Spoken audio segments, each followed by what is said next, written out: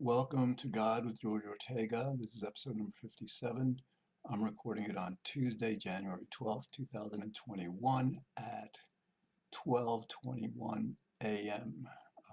I took a nap earlier in the evening and discovered um, that it was already very late. So, I just want to get this episode done for later today now.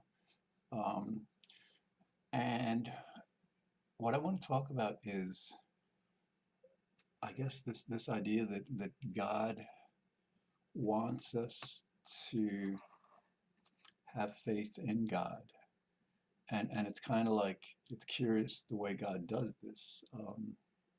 Like for example, right now there's a lot of political turmoil going on. It seems that the Republican Party is refusing to abide by the rule of law, by the dictates of our Constitution, and it's a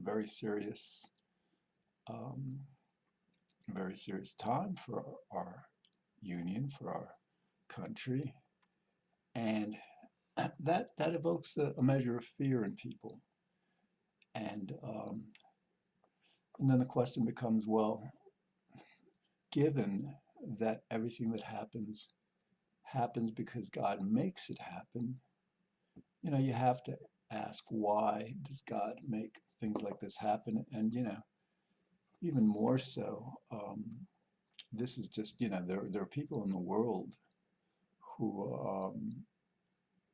like in Africa and in parts of the world who have, whose governments have been very weak for a long time, or who are in actual civil wars where you know, they're, um, they're actually engaged in combat, in military combat.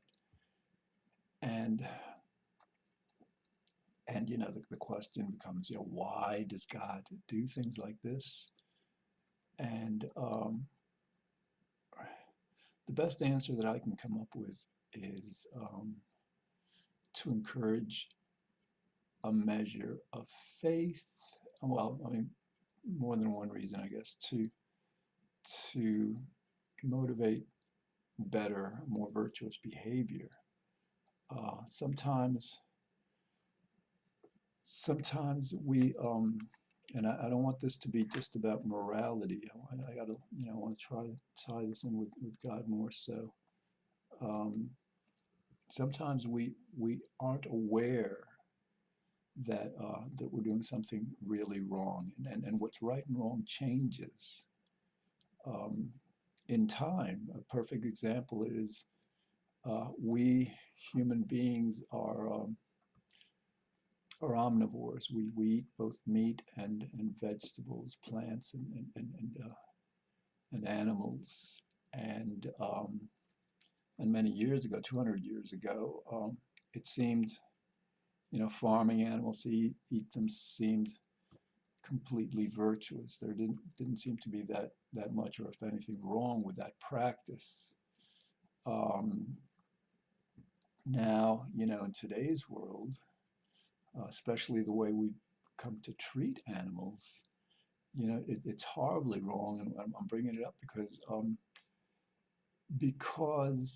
most people have no idea that it's wrong. Most people have no idea how these animals are treated, or I don't even know if most people in the United States, I'm not sure.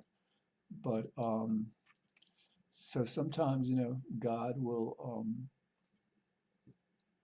basically afflict us in order to to test us, to to motivate us to look at our lives, to take an assessment of how we're living our lives, how according to God's commandments, God's directives, we're living. And and so that, that's one part. But the other part is like that I think, especially since, Abraham, about 3,000 years ago or so, 4,000, I don't know, a while back, it's like God is making her presence shown in this world, and it's like humanity's going through a process of becoming more and more aware of God's presence, God's reality, and uh, and so sometimes what happens, and it seems that that's an evolutionary process that we as a human species, you know, we develop physically, our bodies change, we lose hair, we become taller, our brains grow in size, we become more intelligent, but there's also a spiritual evolution that we are becoming more spiritually evolved. And part of that involves um, becoming, having greater faith and understanding in God, and perhaps, having, no, no, not perhaps, also having a stronger relationship to God. So, so what happens is like, I mean, I can take it from my personal experience. I have a, I think a very strong understanding of God. I think I have a strong relationship to God relative to others, but um, but God, that it's not like where my personal relationship and that of all of us, in this context is where it should be. So God at times will do things that both either affect us collectively, sometimes both, or individually, and in order to advance this process of spiritual development. In my case, yeah, I've been feeling anxiety about our country because without rule of law, I mean, we are we're conditioned we're conditioned to value rule of law and fairness and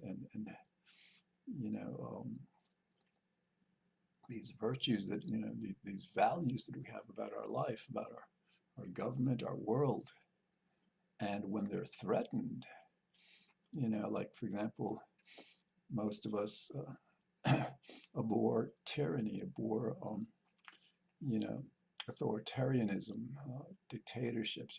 We tend to value democracy. So basically, right now, God is.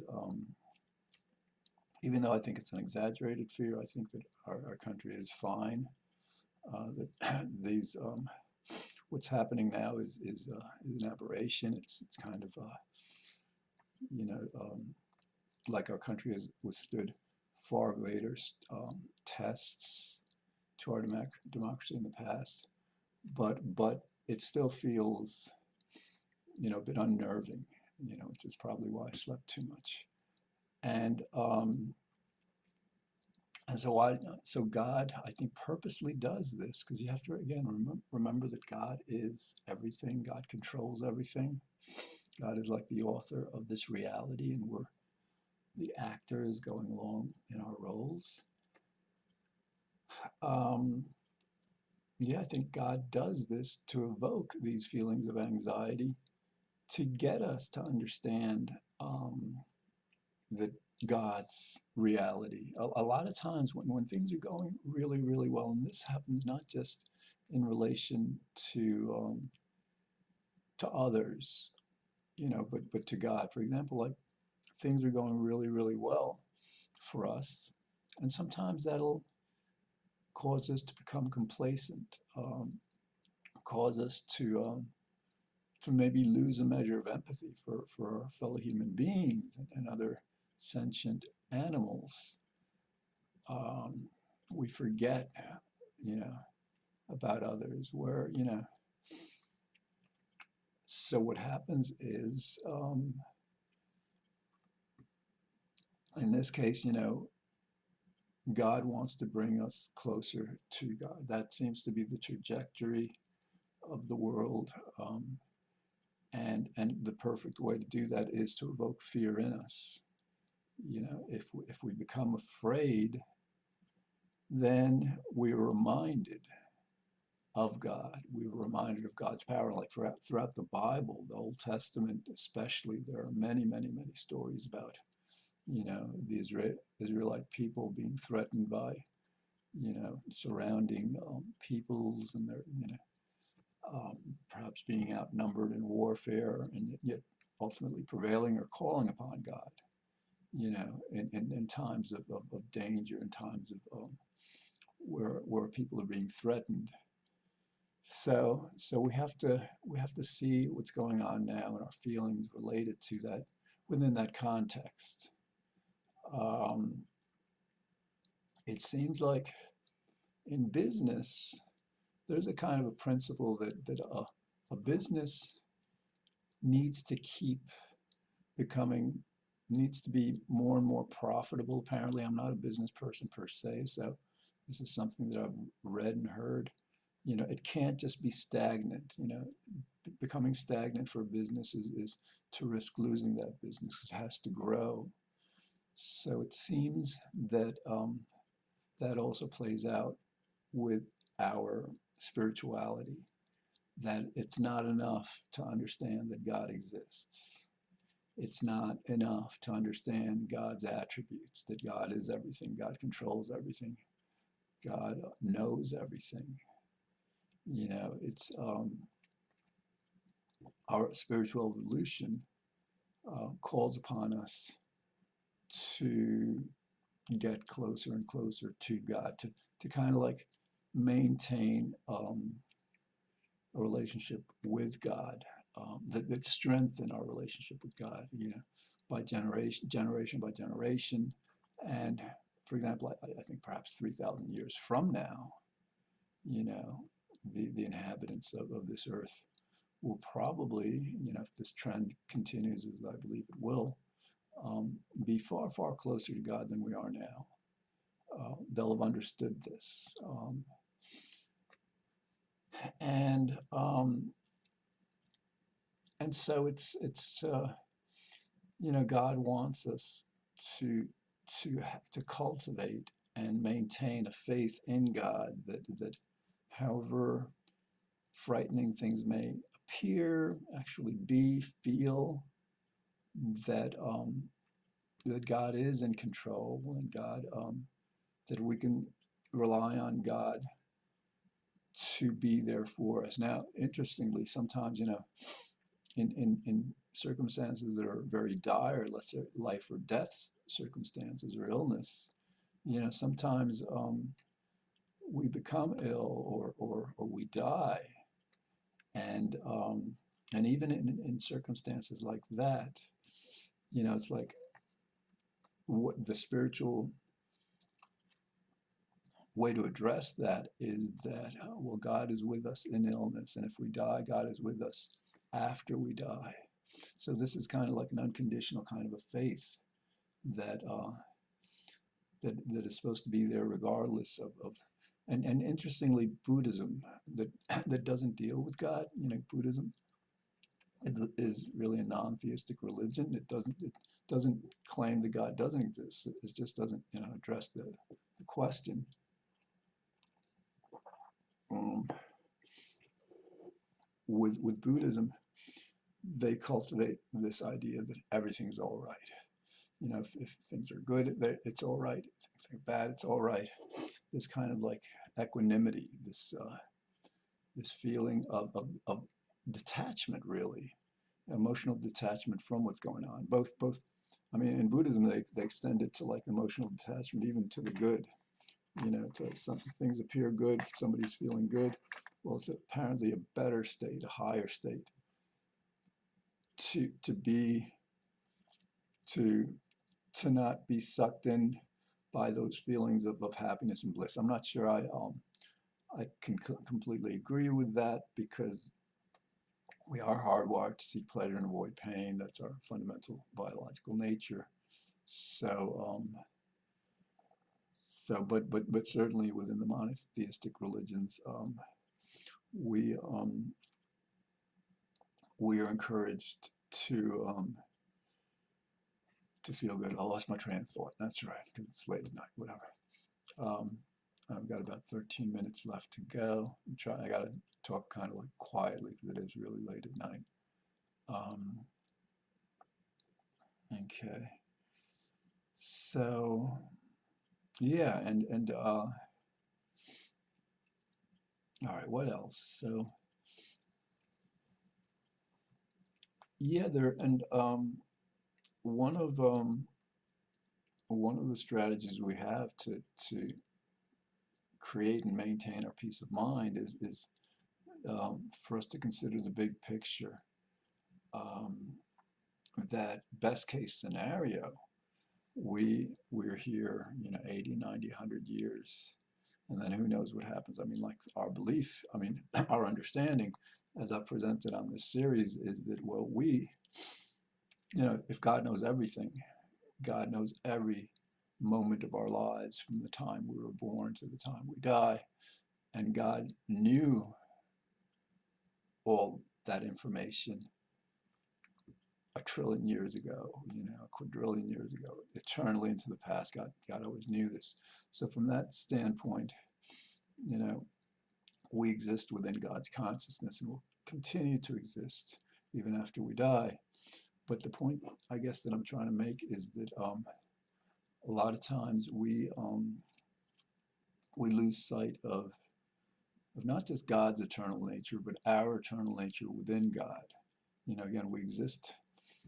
People forget things. People, a lot of times we don't know things, but even when we know them, we forget them. But in God's case, that doesn't happen. In God's case, things that happen that haven't even happened yet, God already knows about them. And after they've happened, God remembers them, and God's memory is complete. There isn't a moment in time about anything happening in the universe that God doesn't know of before it happens and remember after it's happened. So from that standpoint, we human beings share this eternal attribute with God. We're not, it's not like, God is a complete eternal entity. God is everything, and God is everything eternally. We are not everything. We're just, as human beings, we're these projections, manifestations of God's reality, God's being. But what I'm trying to say is, like, apparently God wants us to have this consciousness of the totality of reality, so that we don't get too attached to the present. So we understand, well, the present is here for a while, then it moves into the next present, the future, and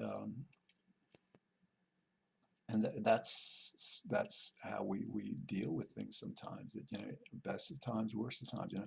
There's I think King Solomon, I believe, had a ring that was inscribed with the statement, "This too shall pass." That that he would look at, both in good times, to remind himself that things change, and God blesses us, then God punishes us, back and forth.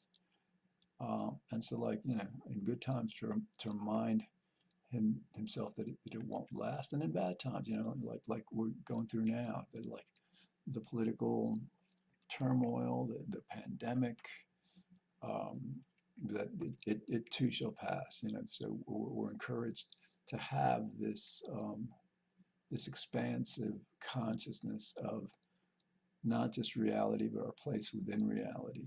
It's a limited place, and it's really a blip, within this eternal, infinite reality that as we've explained before, we describe as God. So, and again, part of developing as a species, I mean, we're more virtuous generally as a species than we were 500 years ago. Our world is much less violent. We're kinder to each other, more compassionate. We better understand right and wrong. Um, and that is that's part of our development, not as individuals, but not only as individuals, but also as a collective, as a species. So, so it seems we could theoretically evolve to a point, and we're going in that direction where we're requiring less and less punishment or threat of punishment from God for us to maintain an awareness of God's existence, for us to maintain a closeness to God. You know that it doesn't require pain or the punishment of pain or punish. You know, it and a perfect example is like, for example, the way we raise children. You know, there was an expression a while back: spare the rod and spoil the child. You know, the violent behavior toward children was deemed necessary to their proper moral development. And that system has given way to a system where it's where basically we don't have to resort to corporal punishment, to hitting children, you know, to physically punishing children to get them to do what we need them to do, or to get them to understand what we need them to understand. Um, so so eventually we will get to a point, because we're becoming more and more intelligent and more knowledgeable, where we will understand the difference between right and wrong much more clearly, and have the will, have the ability to to be good. But that, you know, that, but we're not there yet. And so, like, you know, again, I'm trying to pull this back to God. So, you know, God is still, you know, and also punishment, of course, is just is often just the threat of punishment. So right now we're threatened with, not just with this pandemic that you know, that needs to teach us to be kind to animals, because, you know, this pandemic is happening because we're so cruel to so many animals. You know, these epidemics, they emerge on animal farms almost exclusively because of the horrible conditions these animals are in. And and so so we need to evolve our ability to understand right wrong better, and do right and wrong. And so, yes, apparently, you know, we're still at the stage where punishment, or the threat of punishment, is necessary to that. Just like 300 years ago, you know, physically hitting children was necessary in many cases to their moral development. So, but yes, I envision a time when we'll be so evolved, so intelligent, so knowledgeable, so so able to control, quote unquote, control our actions and our thoughts, that that God won't need to resort to punishment. Um, and that actually, you know, that brings up the concept, when addressing God, I think about this idea that, you know, we've cultivated this belief in heaven, you know, that when we die, when we all die, we go to a much better place. We return to God, and and this is you know, this isn't something we can prove. Of course, it's a belief, but it does seem to be the trajectory of our species, that, you know, we were designed to seek pleasure and avoid pain. We're hedonic in that manner. And so eventually we will, you know, not just after we die, but ideally, you know, within our physical presence on the planet, you know, reach a state of much, much, much greater pleasure, happiness, virtue, you know, and uh, and that'll be interesting. And again, I'm losing my thought with this. I've got less than 3 minutes. So, all right. So again, like when we're faced with both on a personal level and on a collective level, these threats to our well-being, threats to our future, it's helpful to put them within the context or to understand why they're happening, you know, you know, and they generally happen because, apparently God is demanding something from us. We're either believing that we're very virtuous, and we need to actually understand we're not as virtuous as we believe we are. God does this to encourage greater behavior, like we punish our children. Um, and God, wants us to not be afraid. God will threaten us, like with this pandemic, like this political insurrection. And God calls upon us to understand that God is there with us, and that not just that the time will pass, but that God will protect us and save us as God does. It's kind of a curious kind of situation where God creates the condition that God saves us from. It's a bit surreal, but that's just the way the world has to work. God is all powerful, and part of being all powerful means that God determines everything. All right, so I'm glad I finally got through this episode, because I like to do one every day, at least Monday through Friday. So again, watch this series um, on White Plains Community Media Channel 76. If you get Optimum 45, you get Verizon every Monday through Friday at 5 p.m. Okay, and there's a lot of, I think eventually God put the idea into my mind recently that I should just make a list of topics related to God, because, I try to stay as close to God as possible with all of this, and to make a list so I can go through this. But anyway, so I hope you're remaining, faithful, hopeful that even like out of bad, good can come. Again, these what we go through tends to teach us lessons about reality, tends to strengthen and evolve us as human beings, and that's what we're going through. So, all right, thanks for watching, and I'll see you on tomorrow's episode, God willing. Thanks.